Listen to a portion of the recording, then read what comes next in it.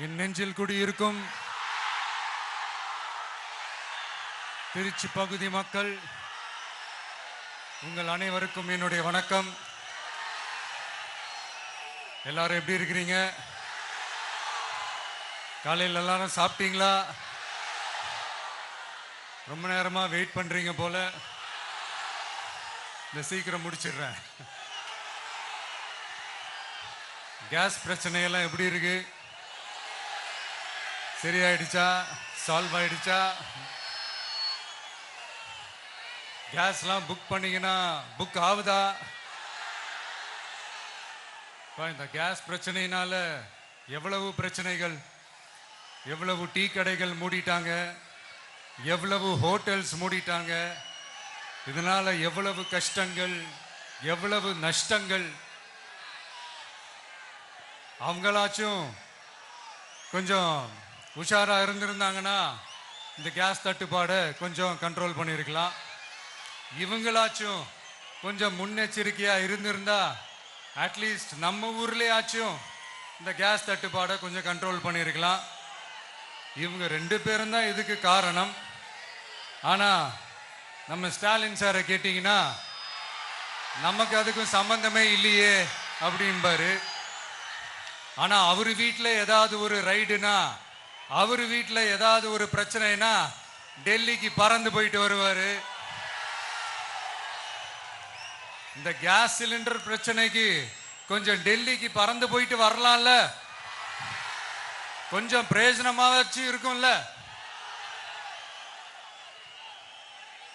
Case சிலிண்டருக்கு மானியமா 100 ரூபாய் தருவேன்னு சொன்னீங்களே, என்ன ஆச்சு? கரும்புக்கு ஆதார விலையா 4000 ரூபாய் தருவேன்னு சொன்னீங்களே, என்ன ஆச்சு? இந்த ரேஷன்ல சர்க்கரை 1 கிலோ எக்ஸ்ட்ரா தருவேன்னு சொன்னீங்களே, என்னாச்சு? ரேஷன்ல உளுந்தம்பருப்பு கொடுப்பேன்னு சொன்னீங்களே, என்னாச்சு? நானும் இது எத்தனை வாட்டி ரிப்பீட் பண்றதுன்னு எனக்கு தெரியல. நீட்டை ரத்து செய்வோம்னு சொன்னீங்களே, என்னாச்சு? சோ எதெல்லாம் அவரால் செய்ய முடியாதோ அதையெல்லாம் பொய் வாக்குறுதிகளா கொடுத்து ஏமாத்துறது தான் இவருடைய வேலையே. இப்ப அடுத்த செட் ஆஃப் இந்த பொய் வாக்குறுதிகளை ரெடி பண்ணிட்டாரு. அதனால அவரை மாதிரி நாங்க பொய் வாக்குறுதிகள்லாம் கொடுக்க மாட்டோம். மக்களுடைய தேவைகள் என்னன்னு சரியா புரிஞ்சுக்கிட்டு அதுக்கு ஏத்த மாதிரி தான் நாம செயல்படுவோம்.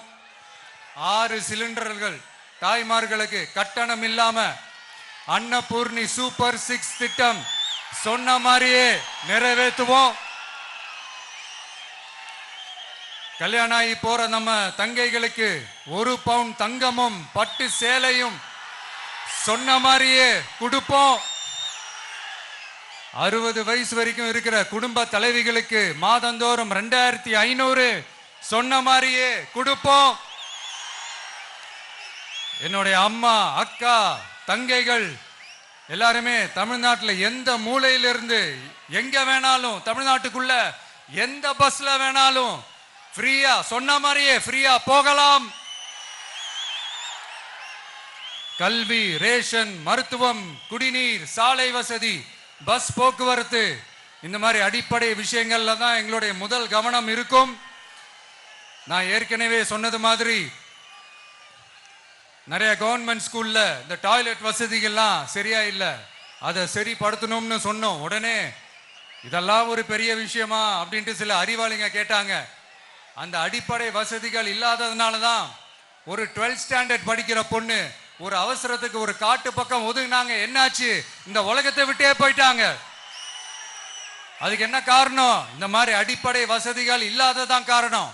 அதனால என்னுடைய தாய்மார்களே, உங்களுக்கு பாதுகாப்பு இல்லாத இந்த அடிப்படை வசதிகள் கூட செஞ்சு கொடுக்காத இந்த தீய சக்தி திமுக அரசை என்ன பண்ணலாம்? தூக்கி வீசி அறிவோமா? எதுக்கு இப்ப அங்க இங்க சுத்திக்கிட்டு நம்ம ஊருக்கே வருவோம், நம்ம திருச்சிக்கே வருவோம். இங்க ஒரு மந்திரி இருக்கிறாரு, நகராட்சி துறையில வேலை வாங்கி தரதா சொல்லி கோடிக்கணக்கான பணத்தை லஞ்சமா வாங்கிக்கிட்டு தகுதியானவங்களுக்கு எல்லாம் வேலை வாய்ப்பு கிடைக்காத அளவுக்கு பண்ணிருக்கிறாரு. இதெல்லாம் எவ்வளவு பெரிய ஒரு ஏமாத்து வேலை.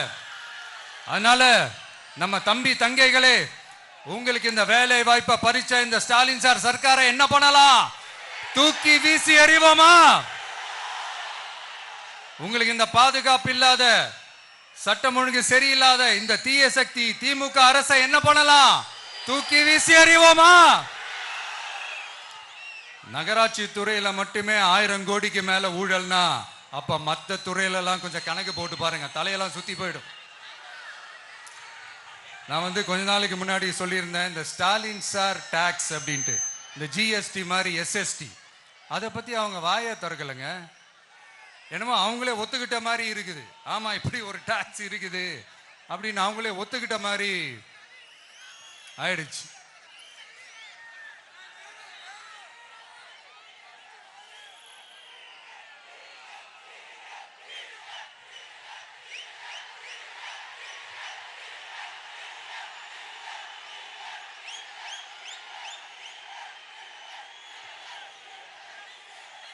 இந்த கல்லூரி பேராசிரியர்கள், கல்லூரி உதவி பேராசிரியர்களுக்கு அந்த போஸ்டிங்க்கு 2000 பேருக்கு மேல அந்த வேலை கொடுப்போம்னு சொன்னாங்க. கடைசியில் எத்தனை பேருக்கு கொடுத்தாங்க தெரியுமா?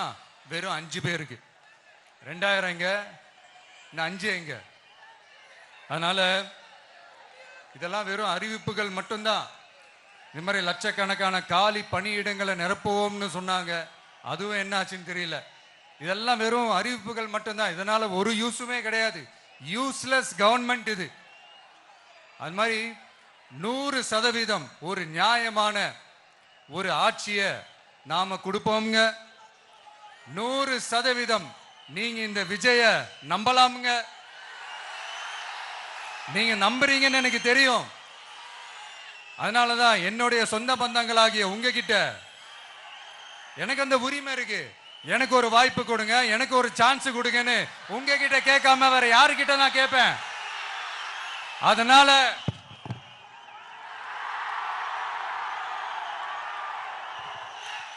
எனக்கு ஒரே ஒரு வாய்ப்பு கொடுங்க.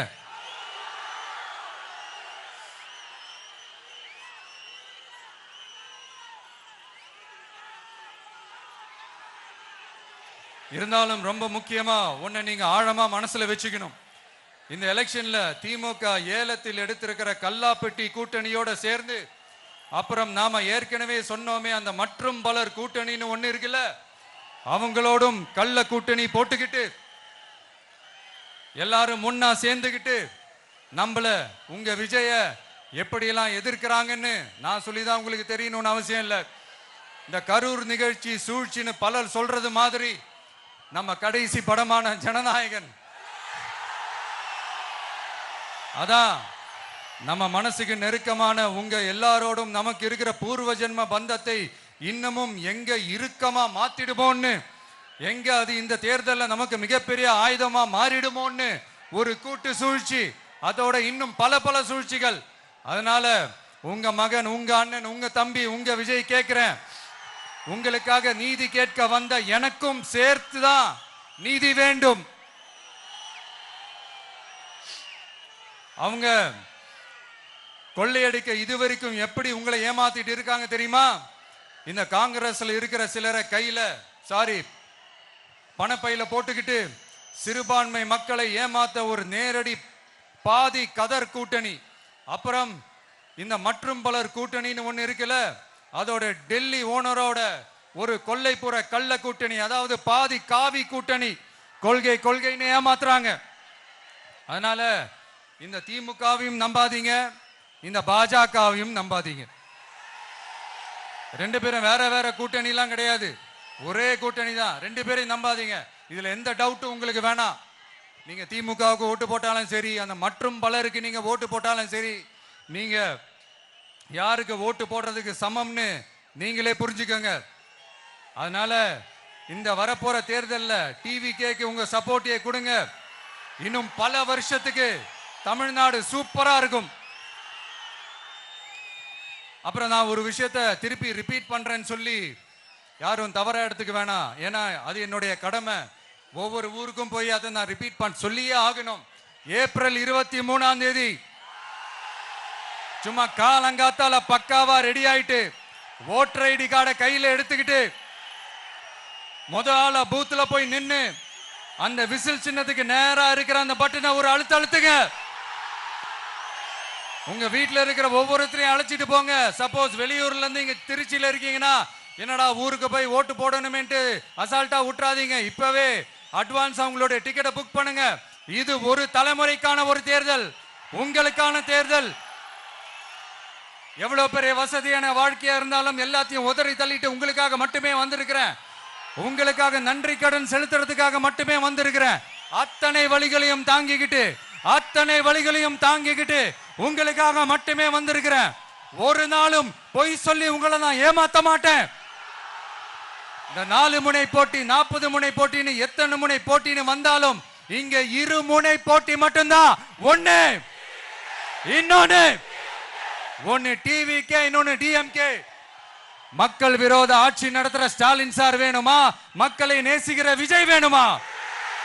அவ்வளவுதான் இந்த தேர்தலே. அதனால உங்க விஜய்க்கு, உங்க அண்ணனுக்கு, உங்க தம்பிக்கு, உங்க பிள்ளைக்கு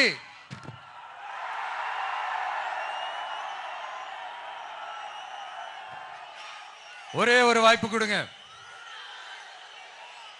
தயவு செஞ்சு விசில் சின்னத்துக்கு ஓட்டு போடுங்க.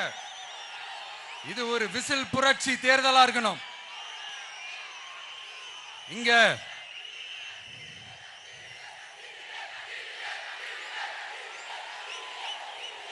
தேங்க்யூ. இங்க திருச்சி இந்த எல்லா தொகுதியிலும் நம்மளுடைய நண்பர்களை, நம்மளுடைய தோழர்களை வேட்பாளர்களா அன்னைக்கு அறிவிச்சேன், நான் நிப்பாட்டி இருக்கேன். அவங்க வேற, நான் வேறன்னு தயவு செஞ்சு பிரிச்சு பாத்துறாதீங்க. அவங்க எல்லாரையும் வெற்றி பெற செய்யணும்னு உங்க எல்லாரையும் தாழ்மையுடன் நான் கேட்டுக்கிறேன். நான் தன்னந்தனியாளு, நீ ஏளனமா பாரு. கொஞ்சம் நவுந்தனா இங்க 8 கோடி பேரு. மிரல போது ஸ்டேட்டு எங்க விசில் சத்தம் கேட்டு. நல்லவங்க வாழ நீ விசில் கடி ஓட்ட. கடைசி நம்பிக்கை மக்களை தேடி வருது. அதை இறுக்கி புடிச்சு ஒரு வரலாறு எழுது. உங்க விஜய் நான் வர. விசில் அடிக்க ரெடியா?